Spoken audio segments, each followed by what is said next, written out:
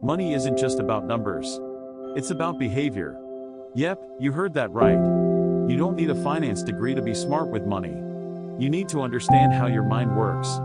Today, we're diving into The Psychology of Money by Morgan Housel, a book packed with timeless lessons on wealth, greed, and happiness. Stick around because these insights could literally change how you handle your money. Lesson 1. Success isn't just about hard work. Luck and risk play huge roles.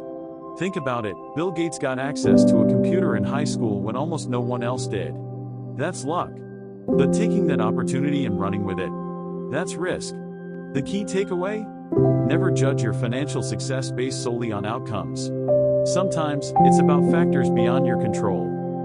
Next up, compounding is the real MVP. Housel talks about Warren Buffett, one of the richest people ever. Fun fact, over 90% of Buffett's wealth came after his 50th birthday. Why? Because he started investing early and let time do its magic. So, the lesson here? Start early, be patient, and let your money grow like a snowball rolling down a hill. You don't need to earn a fortune to build wealth. You just need to save. Housel emphasizes that wealth is what you don't see. It's the cars you didn't buy, the vacations you skipped, the fancy gadgets you didn't splurge on. Savings give you freedom and security. So, it's not about how much you make, it's about how much you keep.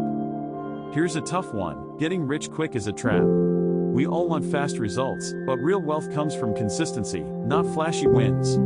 Housel reminds us that chasing quick gains often leads to bad decisions. The slow and steady path? It's less exciting, but it works. Think marathon, not sprint. One of the most powerful lessons, know when you have enough. Greed has no finish line. Housel tells the story of people who risked everything, even when they already had more than enough. The takeaway? Happiness isn't about having it all, it's about appreciating what you have. So, what's the big picture? Master your mindset, not just your money.